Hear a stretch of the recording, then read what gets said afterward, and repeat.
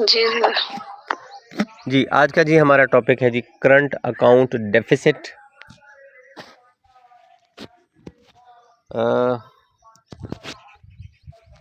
हाँ, अगर मैं स्क्रीन शेयर करता हूँ तो फिर आपको ये रिकॉर्ड नहीं होगा। ओके, करंट अकाउंट डेफिसिट क्या चीज़ है?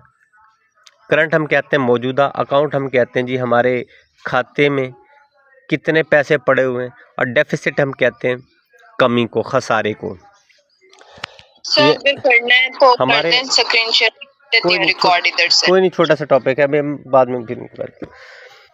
करंट अकाउंट डेफिसिट मतलब कि हमारा मौजूदा तिजारती खसारा इसको कहते हैं, या हमारे मौजूदा अकाउंट में जो खसारा है वो क्या चीज़ है। ठीक है, ज़रा गौर से सुनना है कि हर मुल्क तिजारत करता है किसी दूसरे मुल्क के साथ, और जो बड़े बड़े ताकतवर मुल्क हैं वो कहते हैं जी कि हमारी करेंसी में तिजारत करें। पाकिस्तान फॉर एग्ज़ाम्पल तिजारत करता है रशिया से, चाइना से, या इवन अमेरिका से। तो दुनिया के बहुत ज़्यादा ममालिक के साथ जब पाकिस्तान तिजारत करता है, तिजारत का मतलब होता है कुछ चीज़ें उनसे लेता है और कुछ चीज़ें उनको देता है। ठीक है, फॉर एग्ज़ाम्पल हम कहते हैं जी कि गंदम आपको देते हैं, आप हमें टेक्नोलॉजी दे दें। हम आपको शुगर देते हैं, आप हमें ये चीज़ दे दें। हम आपको डेयरी प्रोडक्ट देते हैं, आप हमें ये दे दें। तो ये है तिजारत, ट्रेड। अब इस ट्रेड में जो बड़े बड़े कंट्रीज़ हैं, या मोस्टली कंट्रीज़ में तिजारत होती है डॉलर्स में। यूरोपियन कंट्रीज से हम तिजारत करते हैं तो वहाँ पे पाउंड्स में हमें पैसे देने पड़ते हैं। ठीक हो गया। और उन ममालिक की करेंसी वैसे ही बहुत ज़्यादा है, हमारी करेंसी तो बहुत डाउन है।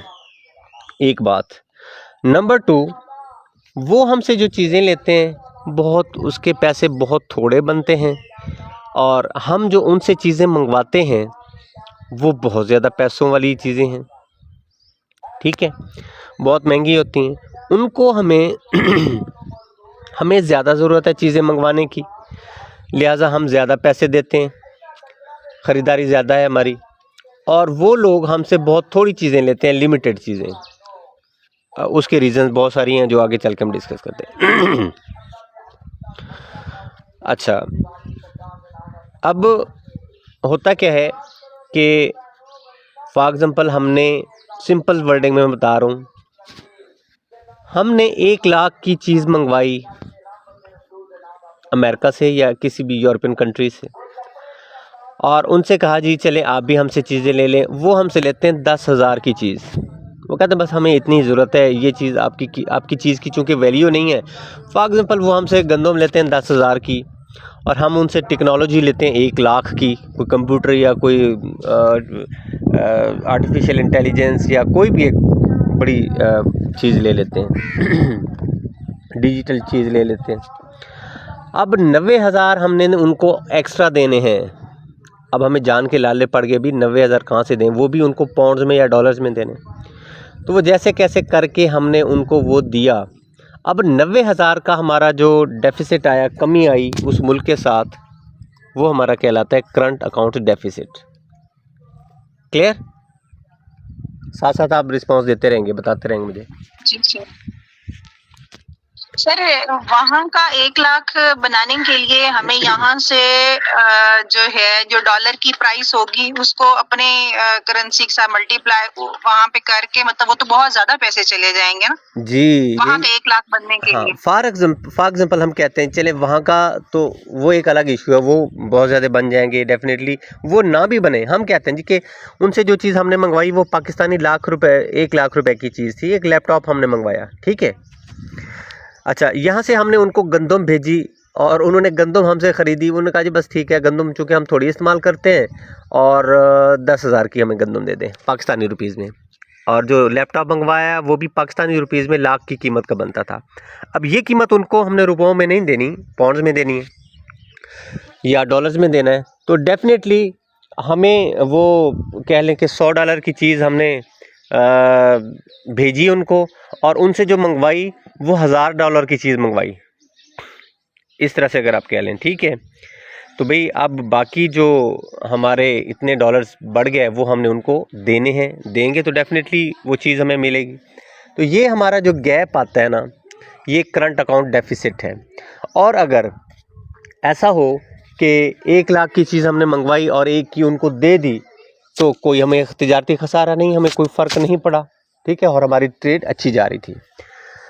अब ये होता है कि जी हम कुछ चीज़ें एक्सपोर्ट करते हैं, अपनी चीज़ें बाहर भेजते हैं, दूसरे ममालिक को बेचते हैं, उनको हम एक्सपोर्ट्स कहते हैं। और बाहर से बहुत सारी चीज़ें मंगवाते हैं, उनको इंपोर्ट्स कहते हैं।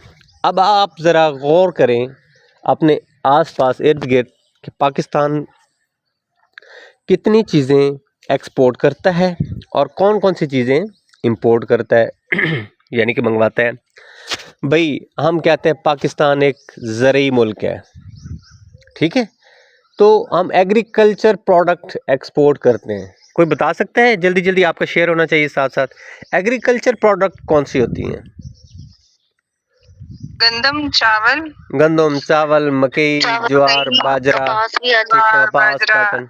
गुड गुड, ओके, अच्छा जी। एग्रीकल्चर प्रोडक्ट ये हम बाहर भेजते हैं। इसके अलावा फ्रूट्स वगैरह हो गए, भाई हमारे सेब होते हैं, हमारे ड्राई फ्रूट्स हैं, और हमारे ये आम वगैरह आजकल सीज़न है मैंगो का, ये हम बाहर एक्सपोर्ट क्वालिटी में भेजते हैं। किन्नू सरगोदा के जी हम भेजते हैं। मतलब फ्रूट्स, ये एग्रीकल्चर प्रोडक्ट जितनी भी आप कह लें, सब्जियां कह लें, फ्रूट्स कह लें, ड्राई फ्रूट्स कह लें, मसाला जात कह लें, ठीक है जी, अनाज कह लें, इसको इस कैटेगरी में आप डिवाइड करेंगे। अच्छा, अब देखें जी कि इसमें कोई बहुत ज़्यादा वैरायटी है नहीं। अच्छा, थोड़े से लिमिटेड चीज़ें होती हैं और हम दुनिया को भेजते हैं, क्योंकि हमसे बेहतर किस्म की सब्जियां डाइवर्ट करके। हाँ, आपने देखा होगा कि हमारे देसी, ये जस्ट एक कंसेप्ट दे रहा हूँ, देसी करेले ख़रीदने जाए बड़े ज़बरदस्त होते हैं, लेकिन वो छोटे छोटे होते हैं। देसी कद्दू ख़रीदने जाएँ, छोटे छोटे बड़े खूबसूरत और बड़े जायके वाले होते हैं। लेकिन जो अब हाइब्रिड चाइनीज़ और इंडियन चीज़ें आ गई हैं, चाहे वो मिर्च है, चाहे सब्ज़ी की कोई किस्म है, वो बड़े साइज़ की और कम वक्त में होने वाली और कम प्राइस वाली वो चीज़ें आ गई हैं। तो उन लोगों ने दुनिया को अपनी मार्केट बनाने के लिए अपनी चीज़ों में वो बड़ी तब्दीली करके उसको डिमांड के मुताबिक सस्ता, तो हमारी एग्रीकल्चर प्रोडक्ट के मुकाबले में दुनिया के बड़े बड़े ममालिक एग्रीकल्चर प्रोडक्ट बना रहे हैं। सबसे बड़ा कंपटीटर हमारा, देखें ना, बाज़ार में आप जाते हैं किसी एक दुकान के ऊपर, वहाँ पे चीज़ें पड़ी हुई हैं, आसपास 5 दुकानें और हैं, वो आपसे सस्ता और अच्छा माल बेच रहे हैं, तो डेफ़िनेटली उनके पास लोग जाएंगे। आपसे चंद लोग ही ख़रीदेंगे जो आपके ताल्लुक़ वाले होंगे, या बहुत थोड़ी आपकी सेल होगी। तो यही वजह है कि इंडिया हमारा बहुत बड़ा कंपटीटर है, चाइना हमारा बहुत बड़ा कंपटीटर है इस मामले में, और रशिया बहुत बड़ा कंपटीटर है, गंदम शंदम और बाकी चीज़ें, यूक्रेन, और उसके बाद अमेरिका ख़ुद एक बहुत बड़ा कंपटीटर है। तो एग्रीकल्चर हमारी एक्सपोर्ट है मेन, और एग्रीकल्चर पे हमने बहुत ज़्यादा काम नहीं किया। इस वजह से दूसरे ममालिक जो हमारे मुकाबले में थे वो एग्रीकल्चर में हमसे आगे बढ़ गए, लिहाजा एग्रीकल्चर भी हमारी थोड़ी सी डाउन हो गई। ये एक्सपोर्ट उस तरह से उतनी हमारी नहीं होती, बहुत थोड़ी होती है। दूसरी बात यह कि एग्रीकल्चर हमारी प्रोडक्टिविटी बहुत कम है। हम ज़मीन के एक टुकड़े से उन लोगों ने हाइब्रिड बीज और बहुत सारी तहकीकात करके कम वक्त में ज़्यादा पैदावार हासिल करने वाली वो बीज या वो चीज़ें हाइब्रिड बना ली हैं। तो हम अगर एक एकड़ से 50 मन गंदम अगर बहुत ज़्यादा हो जाए तो 50 मन गंदम ले लेते हैं, तो जबकि वो ममालिक इसको 80 से 90 या 100 मन गंदम एक एकड़ से वो ले रहे हैं, तो मतलब उनको ज़्यादा फ़ायदा हो रहा है। दूसरी हमारी सबसे बड़ी बात यह है कि डेयरी प्रोडक्ट्स। जी, डेयरी प्रोडक्ट्स क्या हैं, आप बताएं ज़रा, जल्दी से बताएं, ये आपका कंसेप्ट इधर ही क्लियर हो जाएगा। दूध मक्खन वगैरह आ जाएंगे, दूध से बनी अशिया, और गुड, ये आ जाएगा मक्खन, दूध, दही, मक्खन, क्रीम, मार्जरीन एटसेट्रा, दही, हाँ जी। ये सारी चीज़ें आ जाती हैं डेयरी प्रोडक्ट्स में। तो क्या आपने कभी देखे कि आपकी अपनी मुल्क की जो डेयरी प्रोडक्ट्स हैं वो किस क्वालिटी की हैं? मेरा नहीं ख्याल कि कोई बहुत ज़्यादा अच्छी क्वालिटी की हैं। उस लेवल के हमने प्लांट्स नहीं लगाए हुए कि हम उन चीज़ों को, फ्रेश तो बहुत अच्छी होती हैं लेकिन उनको अगर हम एक्सपोर्ट करें तो उसकी क्वालिटी को प्रिजर्व कैसे किया जाता है। तो डेफिनेटली आप अगर बच्चों का एक मिल्क का डब्बा देखें, वो कौन सा होता है, लैक्टोजिन वगैरह, तो वो भी देखें, वो आपके पाकिस्तान का नहीं है। आप एक ज़री मुल्क हैं और दूध इस्तेमाल कर रहे हैं, सॉरी एग्रीकल्चर के साथ साथ डेयरी प्रोडक्ट्स आपकी मुल्क में बहुत ज़्यादा है, लेकिन आप दूध इस्तेमाल कर रहे हैं यूएसए का बना। ठीक है, तो इट्स मीन कि डेयरी की प्रोडक्ट्स में भी जो हमारी दूसरी बड़ी एक्सपोर्ट है, इसमें भी हम बहुत पीछे हैं। इसमें वो क्या कहते हैं, जिद्दत नहीं लेके आए। ठीक है, इसमें हम वैरायटी नहीं, जी कहने लगे थे शायद आप। जी रेनोवेशन नहीं लेके आए, मैं उर्दू का लफ्ज़ आ गया वो मुझे, कि जिद्दत नहीं लेके आए, रेनोवेशन नहीं लेके आए, इसमें वैरायटी या डाइवर्सिटी नहीं लेके आए, अनवाओ इकसाम इसकी बहुत ज़्यादा हम कर लेते, तो ये चीज़ें नहीं कर पाए हम। हमारे जो कंपटीटर थे, हमारे जो मुकाबले वाले लोग थे, मुल्क थे, उन्होंने ये चीज़ें ज़्यादा कर लीं, और हम जहाँ पर 500 चीज़ें या 5 चीज़ें एक्सपोर्ट करते हैं तो हमारे मुकाबले में 5000 आइटम्स वो करते हैं, एक्सपोर्ट करते हैं। तो लिहाजा उन ममालिक की तरफ रुझान ज़्यादा हो गया, पाकिस्तान की चीज़ें ख़रीदने वाले ममालिक बहुत कम हो गए। तो एक ये वजह। इसी तरह फिर काटन से बना हुआ, काटन के हम बहुत बड़े एक्सपोर्टर थे। पाकिस्तान का बना हुआ काटन दुनिया का बड़ा ज़बरदस्त काटन हुआ करता था, और इस ज़ुमरे में टेक्सटाइल मिल्स जो हमारे फैसलाबाद या लैलपुर का जो हमारा टेक्सटाइल यूनिट था, वो बहुत दुनिया का ज़बरदस्त था। लेकिन आज भी हम वही 60 की दिहाई में जो लगाए गए टेक्सटाइल के लूमा थे, आज भी उसी टेक्नोलॉजी के ऊपर, उसी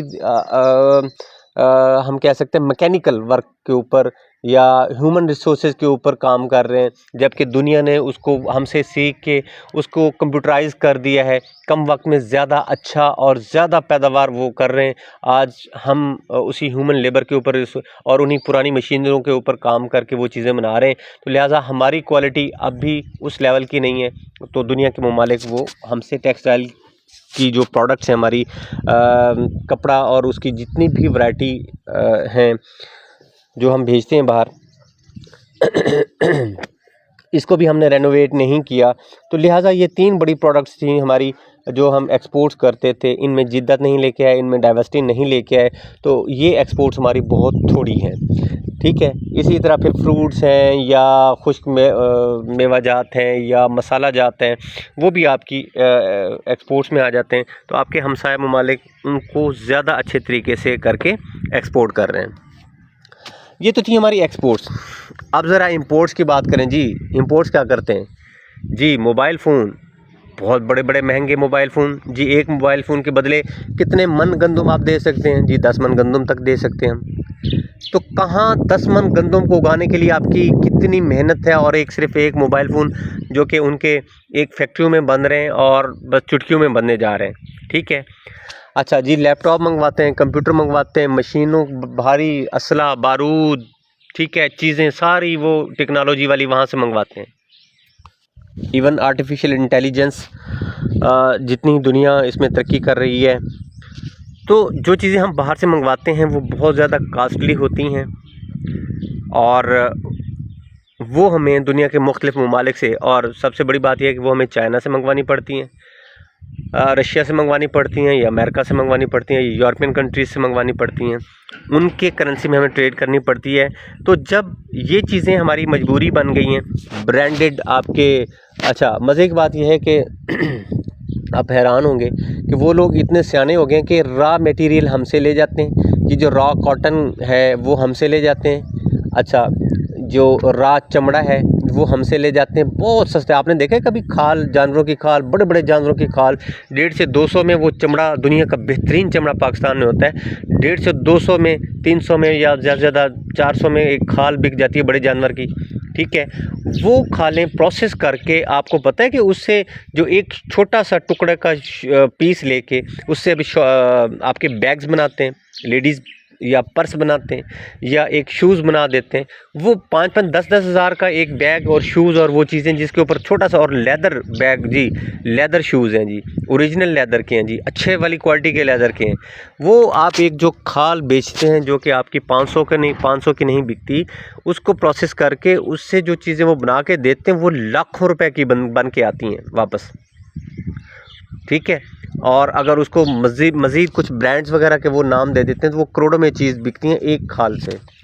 तो आप ये देख लें कि आपका वो रॉ मटेरियल लेके जाते हैं और वही चीज़ें प्रोसेस करके दोबारा आप जैसे ममालिक को वो बेचते हैं और मैं कहता हूँ कि हज़ारों गुना ज़्यादा मुनाफा वो ले रहे हैं। इसी तरह हमारा रॉ मटेरियल कॉटन ले जाते हैं, वहाँ पे वो अपने ब्रांड्स और टैग्स का नाम देके वो हमारे जैसे ममालिक को जिनको टैग फोबिया है, आप कह लें कि या ब्रांड कॉन्शियस लोग जो होते हैं, ब्रांड कॉन्शियस हैं जी हम। और जब तक हम वो ब्रांड ना पहने तो वो जनाब हमें अरमानी, कूची और बहुत सारी जो भी ब्रांड्स आपको पता ही है, वो अगर ना पहने तो जी हमारा एक इमेज नहीं बनता। तो वही चीज़ें यहाँ से जाती हैं रॉ मटेरियल की सूरत में, वो अपने ब्रांड्स लगा के उसको रेनोवेट करके वापस हम जैसे ममालिक को भेजते हैं तो बहुत ज़्यादा प्रॉफिट कमा लेते हैं। खैर ये तो एक बहुत बड़ा मसला है जो इतने अरसे से चलता आ रहा है और कभी भी हमारी इस हवाले से इन चीज़ों के ऊपर फोकस नहीं किया गया, क्योंकि जो भी लोग आते हैं गवर्नमेंट में उनको उनके प्रायोरिटीज़ कुछ और होती हैं और जो मसाइल हमारे हैं वो वहीं के वहीं रह जाते हैं, इस तरफ कोई तवज्जो खातिर खा नहीं आती।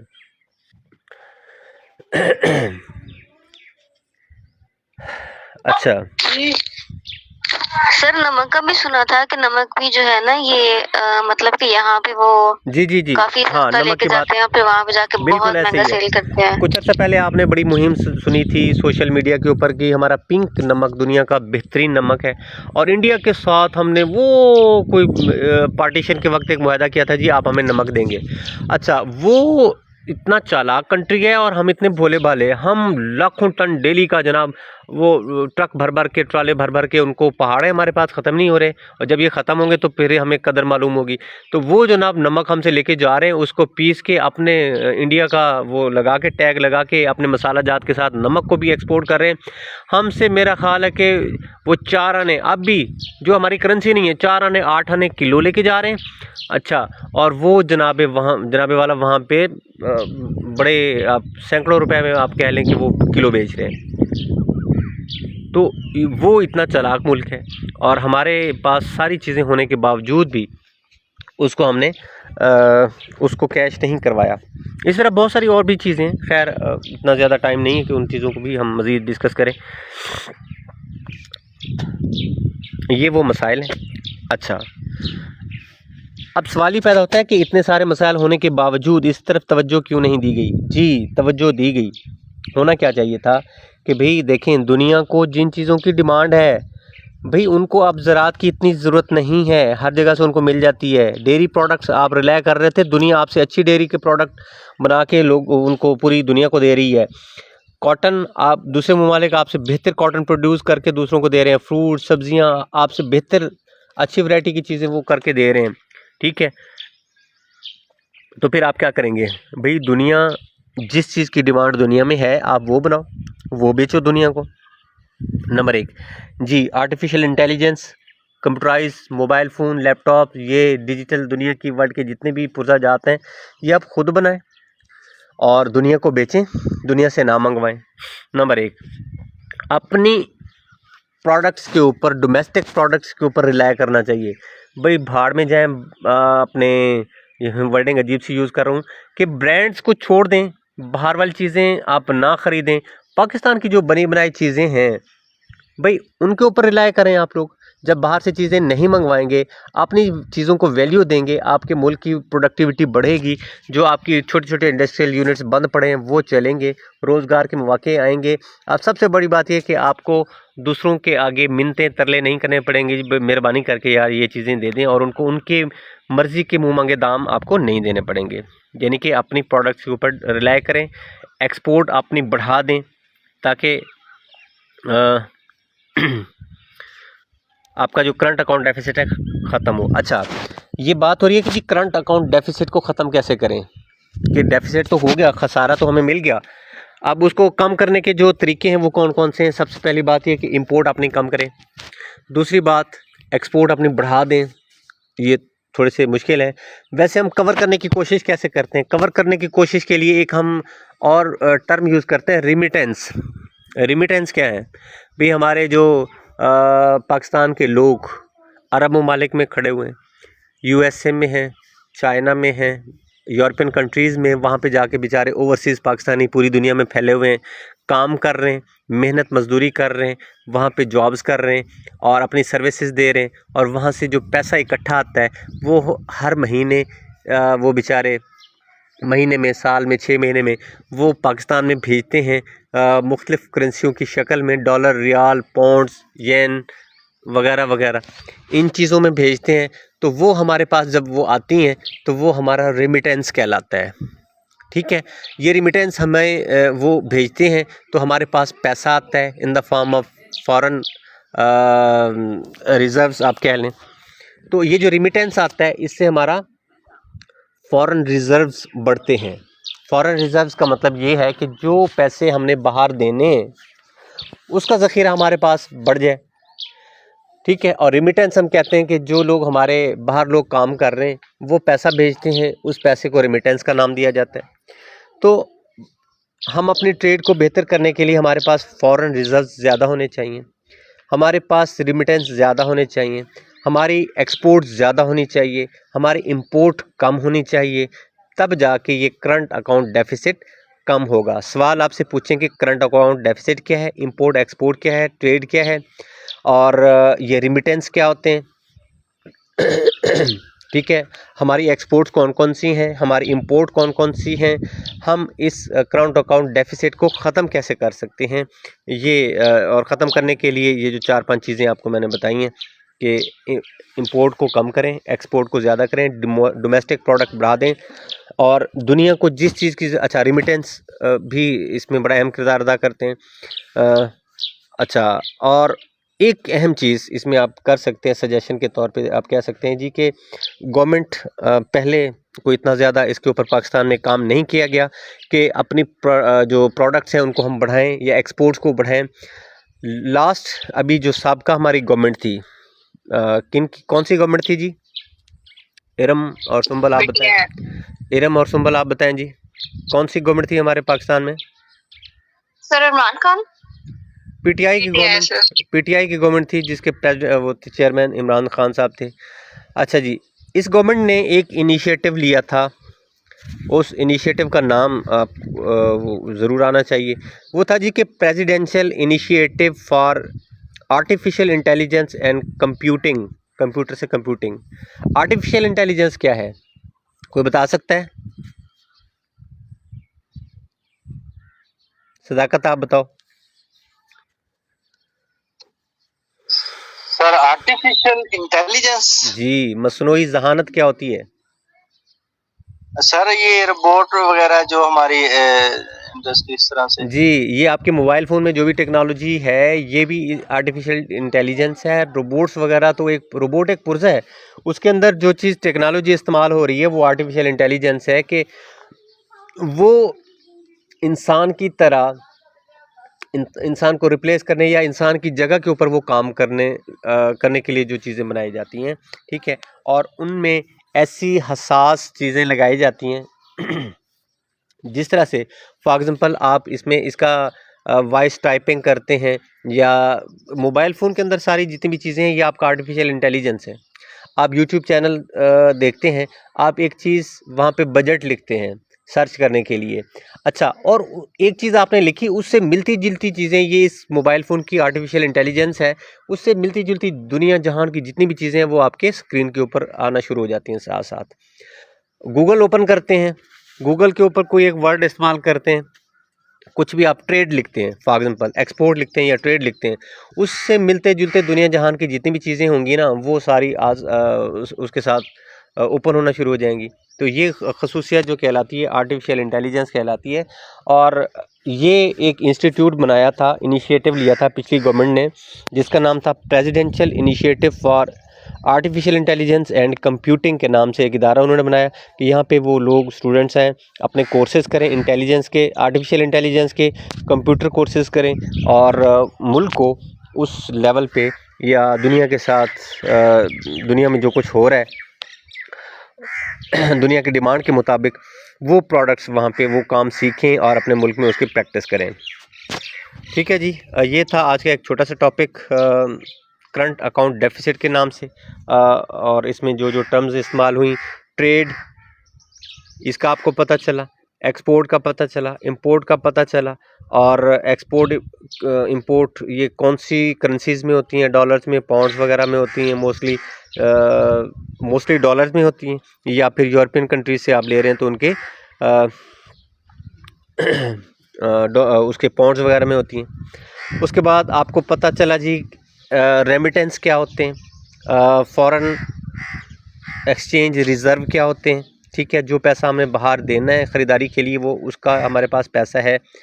और रिमिटेंस का आपको पता चला, हमारी एक्सपोर्ट कौन कौन सी हैं, agriculture, dairy product, cottons, fruits, खुश्क मेवा जात और मसाला जात वगैरह वगैरह। उसके बाद इंपोर्ट्स हमारी ये आर्टिफिशियल इंटेलिजेंस से रिलेटेड, ये हमारी डिजिटल पुर्जा जात, मोबाइल फ़ोन, कंप्यूटर, लैपटॉप्स और भारी मशीनरी एट्सेट्रा, ये सारी चीज़ें हैं। ठीक है, इसके बाद फिर दुनिया की डिमांड के मुताबिक हमें चलना है। उस मकसद के लिए जो हमने एक अच्छा इनिशिएटिव लिया, presidential initiative for artificial intelligence and computing, इसका आपको पता चला। तो ये 6-7 चीज़ें छोटी छोटी थीं, तो ये उम्मीद है ये आपसे पूछा जा सकता है क्योंकि मुल्क इन क्राइसिस से गुज़र रहा है, तो इसलिए इसके चांसेस हैं आपसे पूछे जाने के। जी, इसमें से कोई क्वेश्चन किसी को ना समझ आया तो? सर ये सिर्फ करेंसी में डॉलर को क्यों डिस्कस किया जाता है? जी, मार्केटिंग।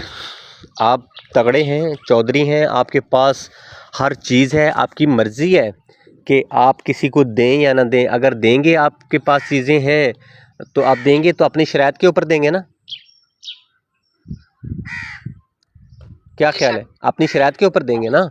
तो अमेरिका एक इलाके का बड़ा चौधरी है, वडेरा है, पावरफुल कंट्री है, वो आप कह लें कि बहुत ज़्यादा चीज़ें वो बनाता है, एक्सपोर्ट करता है, दुनिया से बहुत कम लेता है, दुनिया को देता बहुत ज़्यादा है। अच्छा, ये आए रोज़ ये कंट्री जितने भी ताकत, आप चाइना देख लें, रशिया देख लें, ये जापान, ये चीज़ें आए रोज़ मोबाइल फ़ोन हम क्यों चेंज करते हैं? इनको पता है कि हम थोड़ी सी, अच्छा पाकिस्तान अपने मोबाइल फ़ोन क्यों नहीं बना लेता इस लेवल के? नहीं, जब बनी बनाई मिल रही है, ख़रीद रहे हैं, हमें मेहनत करने की क्या ज़रूरत है? तो उसका नुकसान हो रहा है। वो लोग देखते हैं दुनिया की ज़रूरत को कि अच्छा मोबाइल फ़ोन का एक मॉडल आया, ठीक है जी, बटनों वाले मोबाइल थे, चलो जी इसको ज़रा स्क्रीन वाले कर दें, उसमें गेमिंग का वो प्रोसेस डाल दें, उसमें वो रिनोवेशन लेके आते रहे और आजकल के इंतहाई जिद्दत वाले Android mobile phone, Apple mobile phone, जिनकी आप मेमोरीज़ आप देख लें कि वो जी पहले कैमरा इतने मेगापिक्सल का था, 4, 5, 6, 7, 8 का था, अब वो 100 मेगापिक्सल तक आ रहे हैं या इससे भी ज़्यादा के आ रहे हैं। रैम्स इनकी आ रही हैं, प्रोसेसिंग इनके आ रहे हैं, LCD LED बेहतर, मतलब वो इसमें तब्दीलियाँ कर आके दुनिया को अच्छे से अच्छी चीज़ें प्रोवाइड करने की कोशिश कर रहे हैं और हर रोज़ उनकी प्रोडक्ट्स मार्केट में नई से नई आ रही हैं। ठीक है, आपने देखा कि हम अगर चावल किसी कंट्री को दे रहे हैं, वो चावल सदियों से वही जी, अभी पिछले कुछ दहाइयों में, 1-2 दहाइयों में कुछ चावल की वैरायटियाँ हमारे पास बढ़ी हैं, तो एक्सपोर्ट इसकी बढ़ी, वो जी कायनात और शाहीन और ये वो चीज़ें आ गई हैं, कर्नल, जर्नल, फलाने। तो पहले मतलब वही छोटे से टेढ़ी चावल हो गया जी, मोटे चावल हो गया जी, ये सिर्फ बाकी जो वैरायटी जी बासमती है। मुझे याद है कि हमने ऑस्ट्रेलिया से हमारा एक बहुत बड़ा ऑर्डर आया चावलों का।